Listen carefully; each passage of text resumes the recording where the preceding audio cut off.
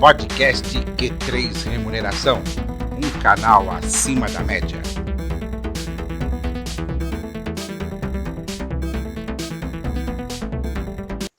Voltamos com o podcast Q3 Remuneração, um canal acima da média. Lembrando que o nosso programa é um oferecimento da Soft Trade Soluções para Recursos Humanos, a experiência que a sua empresa precisa. Bom, Marcelo, como eu anunciei aí no encerramento do nosso primeiro bloco, né? Os sites de vagas, eles utilizam bastante os inventários comportamentais na triagem dos candidatos. Não seria interessante utilizar também esse tipo de inventário nos processos de avaliação de desempenho, já que se fala tanto em desenvolvimento de soft skills? Com certeza, Wanderlei. Hoje, como a gente falou, nós estamos na era da informação, né? Trazendo isso para os sistemas atuais, você tem que aproveitar esse inventário de informação, essa base histórica sua. Então, dentro das ferramentas, né, é importante, né, e a gente tem trabalhado nas implementações disso, cada vez evoluindo mais, para poder trazer o quê? A inteligência para esses dados históricos. Então, nós vamos sempre olhar o cenário atual, dar uma olhada no retrovisor, né, para a gente ver esse histórico, traz inteligência nele, para poder subsidiar as informações e decisões que você tem para o futuro. Então, essa é uma base que não pode ser perdida, né? Ela pode ser reaproveitada aí, e você consegue depois, inclusive, levar esse tipo de inteligência, né, para novos clientes, né? Sem precisar trabalhar tanto. Você já leva mastigado, já leva trabalhado, ou seja, naquele segmentação de negócio, você já trilhou, né, baseado em outras informações, você consegue subsidiar e direcionar melhor, economizando tempo, né, dando vantagem competitiva, etc. Muito bem. Marcelo, quando a gente fala de avaliação de desempenho, a gente tem um olhar pelo retrovisor, né? O que eu realizei no passado, né? Mas a gente não tem um olhar de futuro, né? Ou seja, normalmente as ferramentas elas não avaliam o potencial do colaborador, o que ele pode entregar, né? Existem algumas metodologias, mas elas não estão integradas com o processo de avaliação de desempenho. Um outro gap que eu vejo é quando se fala de avaliação de competências, né? E aí eu estou falando de competências técnicas, porque muitos profissionais acabam misturando aí o processo de avaliação de desempenho comportamental com competências, que são coisas completamente distintas. Uhum. Não existem ferramentas específicas para se avaliar competências técnicas, né? Vocês estão pensando em desenvolver alguma coisa integrada nesse sentido? Como é que está aí a Gaia em relação a esses pontos? Bacana, Matheus. Esse é um ponto muito bem observado, né? Realmente, essa base histórica, que você falou, olhar pelo retrovisor, né? Ele te dá informação, né? A maioria dos sistemas hoje tem esse gap, ou seja, ele é uma ferramenta passiva, né? Você não consegue fazer com aquelas informações, ele te dá um direcionamento de futuro, né? Nós estamos trabalhando, quando a gente falou lá no bloco anterior, né? Sobre amolar o machado, né? Tá pegando essas demandas de mercado, isso daí é um ponto que a gente fez questão de tratar. Então, a gente vai trazer, junto com ferramentas de parceiro, né, nós vamos integrar soluções, porque tem ferramentas aí que já estão 20 anos no mercado, na parte de neurociência, etc., né, que a gente vai trazer agora como parte como parceria, né, e integrar junto com as nossas ferramentas. Tudo para dar esse direcionamento, né, do que fazer com algumas informações. Né? Igual você falou, não, olhei esse histórico aqui dessa pessoa e está assim, assim, assado. E agora? Né? Então, essas integrações, essa união que a gente está fazendo é exatamente para responder a esse tipo de pergunta. Então, por exemplo, quando aquele analista, né, do RH, ele estiver fazendo os seus fechamentos, ele, além de ter os problemas que precisam ser trabalhados lá, ele vai falar o como precisa ser trabalhado, quais são, o que precisa ser feito, né? Quais são os feedbacks que precisam ser passados, quais são os treinamentos que precisam ser guiados. Então, isso daí é uma inteligência, né, que precisa ser dado, e, tipo assim, se não tiver hoje na ferramenta, o que vai acontecer? Ele fica com um feedback de experiência do gestor para aquele funcionário. Então, ele vai olhar o histórico e vai falar o seguinte, você precisa melhorar isso, isso e aquilo. E, às vezes, né, se for um gestor novo e não conhecer bem, ele pode ser negligente, né? Ele pode cair em erro, né? Pela informação que ele está observando no passado. Então, baseando nesses itens, né, a gente começou a pesquisar e a trazer esses parceiros aqui para poder discutir, colocar na mesa o que é a melhor solução, e a gente vai sair com essa percepção de futuro, respondendo como que ele deve executar para cada um dos problemas que ele encontrar com o seu profissional. Só fazendo um complemento aí, cada vez mais a tecnologia está disponibilizando ferramentas, mas a gente não pode esquecer que tem um outro lado, que é quem vai aplicar a ferramenta, o processo de avaliação de desempenho, que é o gestor. E muitas vezes o gestor ele não está preparado para fazer o processo de avaliação de desempenho, ou por receio de enfrentar o seu colaborador, ou por querer fazer uma média, então ele acaba sociabilizando o resultado, ele faz uma avaliação no ano seguinte, ele não consegue mensurar se houve uma evolução, ou até mesmo uma involução no retrocesso, né? Numa determinada competência, num determinado fator. Então, são coisas que, apesar da tecnologia facilitar, a gente não pode esquecer o ser humano, né? Perfeito. Isso daí é um exemplo muito bacana, Matheus, porque uma coisa é o seguinte, né? Igual a gente comentou na pergunta anterior, né? O sistema ele pode te mostrar o como, desde que a pergunta o que foi feita corretamente. Né? E quem faz essa pergunta é o gestor bem preparado. É muito importante isso daí. E tem que ser uma cultura top-down, né? Ou seja, todos na empresa têm que comprar e propagar isso daí para toda a empresa. Mas é muito importante que os envolvidos no processo conheçam, né, e sejam assessorados aí por pessoas de mercado, né, assim como a RH Plus, para poder trazer as informações corretas que precisam para poder extrair os objetivos que eles gostariam de obter. Senão, se ela for conduzida sem determinados parâmetros, sem determinados critérios, né, o que você vai estar avaliando exatamente? Né? Quais são os direcionamentos que você deveria tomar? Né? Elas estão alinhadas à estratégia da empresa ou não? Se não for uma coisa que toda empresa comprar, ele não vai saber responder isso daí e vai ficar uma coisa ali muito na área dele, né? Muito na área dele, e não é isso, né? Então, a gente tem que ter realmente essa preparação, são pessoas que vai fazer todo o processo, né? Não tenha dúvida, né?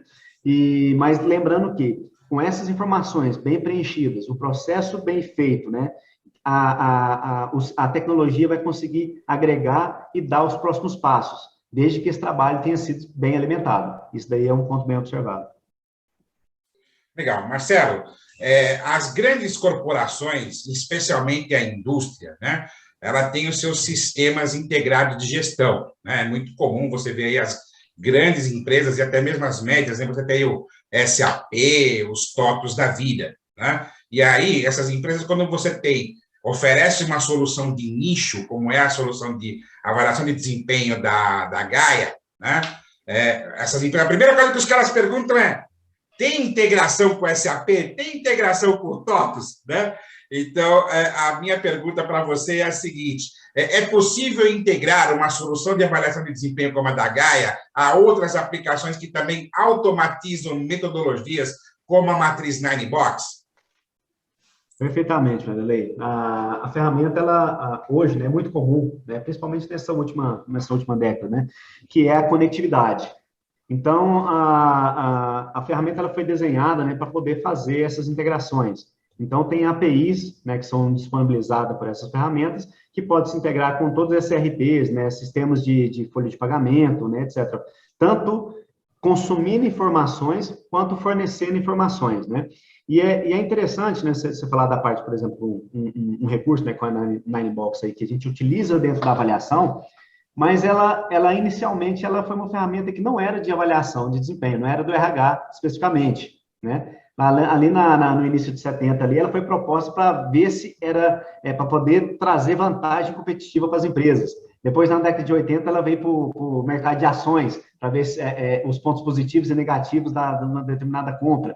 Então, para você ver que uma determinada ferramenta, ela pode ser aplicada em diferentes locais. Então, o exemplo que você deu sobre o Ninebox, ele poderia ser muito bem extraído da parte do RH, da parte da avaliação de desempenho, e empregado em outras áreas, né? Com a mesma eficácia, porque a proposta do Ninebox, né, basicamente é o quê? Ele vai metrificar, ele vai colocar isso daí dentro de uma métrica, né? Você vai obter um resultado com isso daí, e a partir desse resultado você vai tomar uma ação, certo? E é o interessante que as 9 caixas, né? Dependendo dos pontos que você cair, você tem um determinado tipo de ação, baseado em alguns padrões. Então, pode ser muito bem replicado para outras áreas. É isso mesmo. Bem. A Gaia Code atua ou tem previsão de atuar com People Analytics? Que isso me parece ser uma tendência para RH agora e vem forte aí. Vem sim.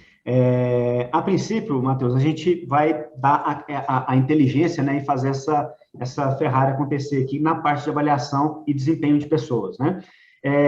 O People Analytics é parte dessa inteligência. A gente não vai ter uma ferramenta inicialmente específica para People Analytics, né? Ele vai ser como parte da ferramenta integrativa, ou seja, a gente vai usar desse recurso para poder fornecer a inteligência necessária para a ferramenta. Entretanto, os próximos lançamentos de produto, o People Analytics é uma das ideias da gente participar, mas não nesses próximos 3 anos, pelo menos, né? Mas ele já é subproduto dessa inteligência, dessa ferramenta. Legal. Muito se fala que o movimento de transformação digital já passou, né? Eu vi uma discussão no LinkedIn hoje, inclusive, estimulada por um executivo, de que a empresa que não tiver tecnologia em seu DNA, ela estará fadada à morte, né? Então, assim, em relação à área de recursos humanos, você acredita que o movimento de transformação digital e inovação ainda está para acontecer, ou o RH já entrou nessa fase também e tecnologia tem que estar no DNA do RH, porque senão o RH vai acabar de vez na empresa?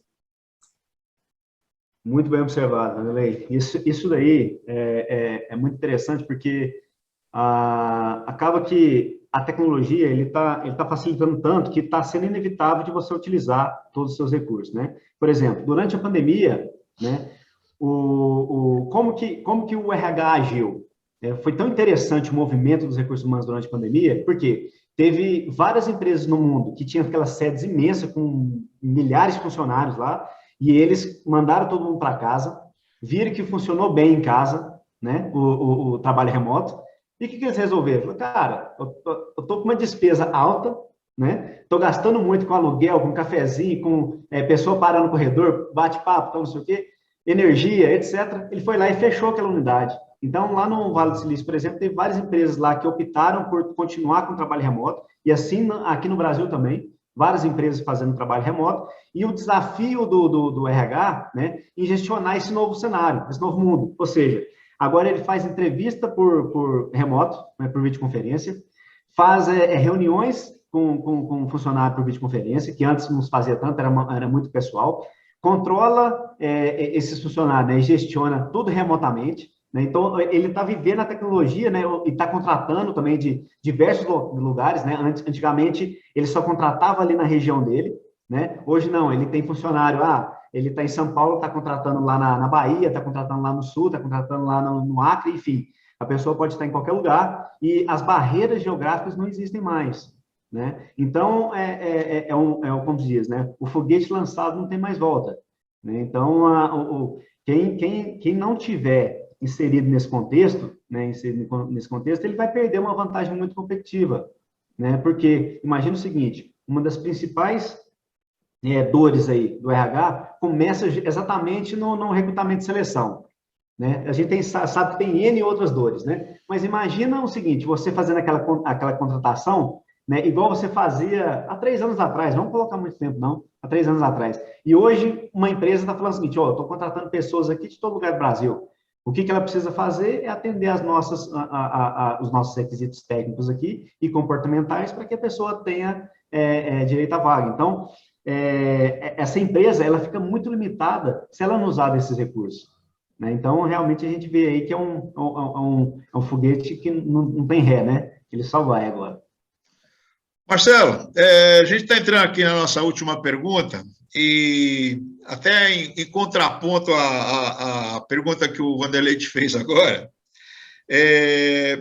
existe uma corrente no mercado de que a tecnologia é um processo tão avançado, né, que os profissionais de RH eles estão acostumados a apertar botões, tá?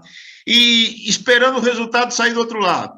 Ou seja, não estão mais pensando, tá? Corre-se o risco do profissional de RH ficar obsoleto, né? Já visto que a máquina está pensando e executando por ele? Com tanta facilidade que a tecnologia está disponibilizando. A parte da nossa campanha, a gente lançou uma campanha tem 2 semanas, né? E essa campanha, ela traz a seguinte headline, que é: o RH deixará de existir, né? Então, é uma frase de impacto, né? Qual que é o objetivo disso daí? É trazer essas questões, igual o Vanderlei perguntou anteriormente, né? E a gente tem essas facilidades de tecnologia, conforme você citou agora, porque a forma como ele existe não será mais a mesma, a forma como ele existiu, né? O RH agora, ele tem que trabalhar de maneira inteligente. Mas uma coisa que é extremamente importante, né? Sempre focado em pessoas. Ou seja, a gente discutiu anteriormente, tecnologia, ele é um meio, né? Mas quem fomenta, quem dá os artefatos necessários para que isso funcione bem, são as pessoas. Então, para isso, tem uma retaguarda, tem um background que precisa ser bem treinado, são os gestores, são os participantes desse processo, ele tem que saber quais são os direcionamentos que a empresa está tomando, qual é a estratégia da empresa naquele determinado ano, ou nos próximos anos, né? Trazer isso para a cultura e para o dia a dia dos colaboradores, né? Quando o gestor ele for fazer o seu processo, né? Ele precisa estar bem treinado, ele precisa ter esse conhecimento para transmitir e até mesmo cobrar de maneira eficiente, né? De maneira correta dos seus colaboradores. Então, a gente vê que essa automação, essa facilidade, ela faz parte do cotidiano agora, ela é possível, né? E todo mundo está caminhando para isso, para apertar um botãozinho, ou seja, deixar um analista lá, às vezes, de telefone, né? Para poder apertar o botãozinho e sair com a engenharia. Mas isso ainda não tira a responsabilidade, né, do pensar, né, a responsabilidade de você traçar aquela estratégia, de você subsidiar as ferramentas com as informações necessárias, para aí sim, ela não apertar no botão, ela tomar toda essa decisão e essa facilidade aí que a gente tem hoje. Muito bem. Eu quero agradecer ao Marcelo Gualberto, CEO da Gaia Code Tecnologia e Soluções para Recursos Humanos, pela participação neste programa do podcast Q3 Remuneração, um canal acima da média. Lembrando que os nossos programas têm um oferecimento da SoftTrade Soluções para Recursos Humanos, a experiência em RH que a sua empresa precisa. E os episódios estão disponíveis nas plataformas Spotify, Anchor FM, Google Podcasts e agora também no YouTube, toda segunda-feira. Até o próximo programa. Podcast Q3 Remuneração, um canal acima da média.